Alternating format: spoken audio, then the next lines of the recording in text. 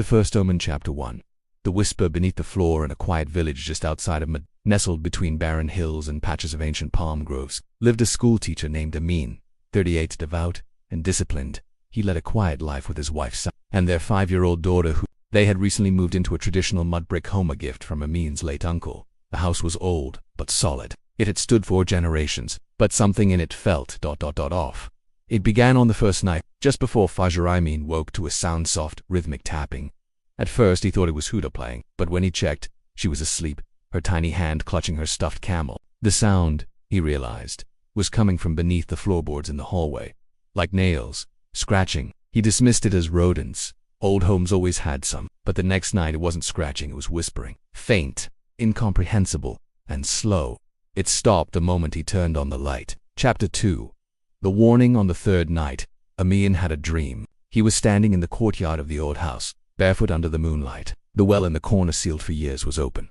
A voice called his name from the bottom. When he leaned to listen, a gust of hot wind blew from the depths, and he heard his mother's voice, dead 10 years, reciting Surah Al-Falaq. He woke drenched in sweat. He told Salma. She grew pale. Your uncle, he died in this house, didn't he? Yes, in that room, over the hallway. Do you know how Amin hesitated? They said it was a stroke, but villagers whispered something else.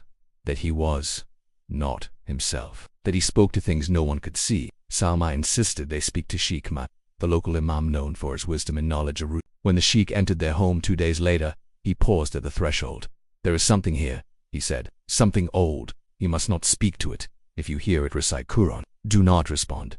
Do not ask questions. Then he said something strange, as First Omen is always quiet. Chapter 3. The omen revealed that night. It returned. This time, it wasn't beneath the floor. It was in Huda's room, Huda's room. When he entered, she was sitting on the rug, staring at the corner. What are you doing, Habibti? She pointed. The man is funny. He makes faces. There's no one there. Huda, he says, you will see him soon. Amin carried her to their room. He didn't sleep that night. The next morning, cracks appeared in the walls of the hallway. Tiny ones, like veins. From each crack, an unnatural chill leaked into the air. Even though the outside heat was scorching, he decided to dig into his uncle's past. He visited an elder in the village, someone who had known the man well. He was a good man, the elder said, until he went to that valley. The dry one, where the stones hummed. Your uncle found something there, an objet. He brought it back. After that, he was never the same. Amin returned home with a knot in his stomach. That evening, he searched the storage room his uncle used. Behind a dusty chest he found a small clay tablet, cracked, inscribed with something ancient, not Arabic. He wrapped it in cloth and buried it in the garden before Maghrib, whispering Surah Al-Baqarah as he did. But something was already awake. Chapter 4. The shadows named that night. Salma screamed.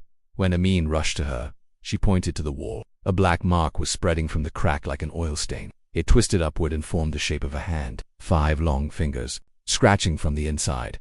Huda began to speak in her sleep. Not childish babble, foreign phrases, guttural and slow. Amin recorded it and took it to Sheikh Man. The sheikh listened. His face grew pale. This is Aramaic. She is repeating a name. Agrath. It means the one who watches from under the dust.